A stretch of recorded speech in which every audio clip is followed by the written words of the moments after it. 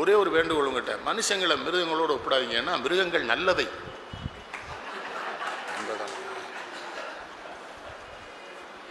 நரியை பற்றி யாராவது படிச்சிருக்கீங்களா? ஆண் நரி இறந்தா பெண் நரி இறந்துடும், பெண் நரி இறந்தா ஆண் நரி இறந்துடும். அவ்வளோ காதல் அவங்களுக்குள்ள. நன்மங்கையரை தாய்போல் கருதிங்கார் பட்டணத்தார். நல்ல பெண்களை பார்க்கிற பொழுது அவர்களெல்லாம் தாயாக கருதி விழுந்து வணங்கி, எதிரில் வருகிற எல்லா மனிதனுக்குள்ளேயும் கடவுள் இருக்கிறான் என்று வணங்குகிறானோ அவன்தான் துறவிங்கார். அப்போ நான் எவனாவது இருக்கானா? கோயம்புத்தூர் ஒரு பெரிய விழாவில் மாலை கொண்டு வந்தார். நான் பேசிகிட்டு இருந்தேன். ஒரு சாமியார் அமெரிக்காவிலேருந்து வந்திருக்காரு. 1.5 கோடி ரூபா காரில் வந்து இறங்கிட்டாரு.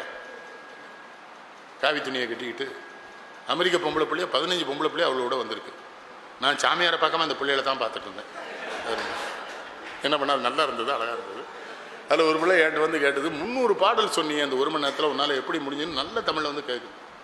அப்போ நான் சாமியார்ட்டே பேசிட்டு போது கேட்டேன், சாமி எல்லாம் சேரதான் புத்திலாம் சொல்லுதியே, திருந்தனங்கிய எல்லா ஞானமும் வரும்போது செத்து போயிருந்தானே, என்ன பண்ணான்னு.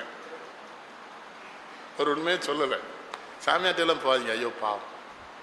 சாமி ஆடுற வண்டியும் போகாதீங்க, அதுவும் போய் தான். எந்த மனுஷன் மேலேயும் கடவுள்லாம் வரமாட்டார். என்ன கடவுள் என்ன அவ்வளோ சீப்பா? அவர் என்ன கவர்னரா? கவர்னர் வருவார். நீ ஒன்று கடவுள் வரமாட்டார் மனுஷன் மேலே. இப்போ ஆரலாமணிக்கு போயிருந்தேன். உச்சிமாளியம்மன் கோயிலில் ஒருத்தர் சாமி ஆடுதார், பரமசம்பளன் எங்கள் ஆள். எலுமிச்சம்பளம் மாலையும் அதுவும் நாக்க துருத்தி, அவர் கண்ணுங்கன்னே பார்த்தா காளி மாதிரியே இருக்குது. நானே கொஞ்சம் பயந்துட்டேன். இல்லை காளி மாதிரியே இருக்கு. ஆனால் சூழாயத்தை வர தூக்குதார். ஒரு சின்ன பையன் அங்கேருந்து வந்தான். பரமசம்பளை விட்டு ஆட்டையெல்லாம் எவனோ அவுத்து விட்டான்னாரு. சாமி அப்படியே நின்றுட்டு, யாரில் அவுத்து விட்டது? நான் கிடந்து ஊருக்கு சாமி ஆட்டிட்டு கிடக்கேன், ஆட்டை அவுத்து விட்டல. அந்த போய் விவரமா உங்கள் இதில் என்னாச்சு? மேலே திரு பரமசம்பளன்னா உடனே ஒரு மேலத்தை அடினா ஊருக்காரம்புறான், இவாளை அடி இவரை பண்ணிட்டான். போயிச்சேன். இன்னொரு இடத்துல பார்த்தா ரொம்ப தப்பாக நடக்கானே போலீஸ் எஸ்பியை குடிச்சனவே கொஞ்சம் 100 போலீஸை மட்டும் அங்கே அனுப்பிடி, யாரெல்லாம் சாமி ஆடுதான்னு பார்ப்போன்னு.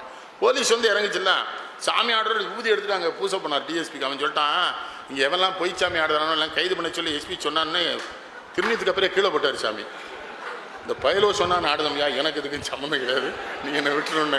ஆனால் ஒரு பயலுக்கு தெரிஞ்சு போச்சு, எப்படியோ கண்டுபிடிச்சான். அது இந்த போலீஸில் எவனா ஒருத்தான் 10 ரூபாய்க்கு சொல்லிடுவான்ல, எவனோ ஒரு போலீஸ் அவன்கிட்ட சொல்லிட்டான், இவ்வளோ ஏற்பாடும் பெரிய வீட்டுக்காரர் தான், உங்கள் தலைவர் தான் பண்ணிட்டான்னு என்ன சொல்லிட்டு போயிட்டான். அந்த சின்ன பையன் மட்டும் என்னை கும்பிட்டுட்டே இருக்கான், போக மாட்டேக்கான். ஏமில்ல என்னை கும்பிடுது, இவ்வளையும் ஏற்பாடு பண்ணிவிட்டு கூட வந்து நீங்களே எங்களுக்கு ஆளுதை சொல்லலை என்னாச்சு, இல்லை நல்லா இருக்காண்ண. ப்ராடு பண்ணப்படல. மனிதன் கடவுள் இல்லை, ஆனால் மனிதன் கடவுள் ஆக முடியும். நம்ம பெரியவங்க காட்டின வழியில் நடந்தா. சோறு போடுங்கம்மா வீட்டுக்கு யார் வந்தார், 5 லட்ச ரூபா கொடுங்க, 10 லட்ச ரூபா அம்மா கொடுத்துருக்கலாமா, சோறு போடுங்க. 4 இட்லிக்கு மேலே சாப்பிட்றானா, ஒரு நாள் உணவை ஒளி என்றால் ஒளியா, 2 நாளை கேள் என்றால் ஏலாயின்னு சொல்றால ஔவையார். அப்புறம் போதும் போதும் ரொம்ப நன்றிம்மா, சாப்பாடு போடுங்க வர்றவங்களுக்கு. நான் இங்கே இருக்கேன், என் மனைவி மட்டும் தான் வீட்டில் இருக்காப்பான். இன்றைக்கி 40 பேருக்கு சமையல் நடந்திருக்கு. யாராவது பிள்ளைகள் வந்து சாப்பிட்டே இருப்பான். என்ன ஜாதியெல்லாம் கேட்க மாட்டேன். மோதிலால் தெரியும் வீட்டுக்கு வந்திருக்காரு, அம்பா சாப்பிட்டு போவான். என்னடா அவன் பசிச்சு சாப்பிட்டே இல்லாமல் போ, அவன் யாருன்னே கேட்க மாட்டேன். யாருக்காவது உதவி பண்ணால் என்ன பண்ணுங்க, ரகசியமாக பண்ணிட்டு போயிட்டே இருங்க. ஒரு 1000 ரூபா புஸ்தகம் கொடுக்கறதுக்கு மேடையை போட்டு அந்த பிள்ளையை கூப்பிட்டு வந்து ஏழை குழந்தைகளுக்கு கொடுக்குறோம்னு 3000 ரூபாய்க்கு போட்டு கொடுக்கானே. உங்கள்கிட்ட சொல்கிறோம்மா, மானத்தோடு வாழணும்.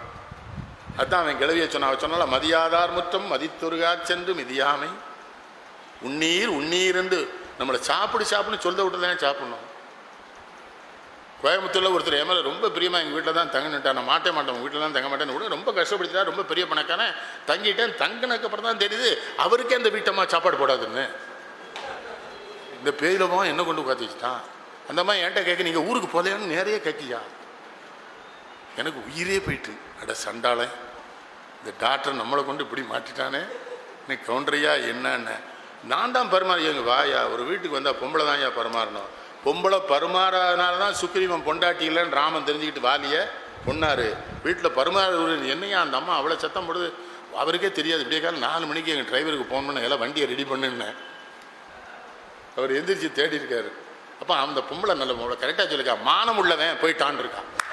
அப்பவும் பாயிண்ட் அவருக்கு எடுத்து சொல்லியிருக்கா. யாருக்கு? டாக்டருக்கு. உங்கள்கிட்ட எல்லாம் சொல்லுவோம்மா, யாராவது வந்தால் சோறு போடுங்க, அண்ணன் வீட்டுக்கெல்லாம் போகலாம், கூட்டு போய் அருமையாக சாப்பாடு கொடுப்பாரு.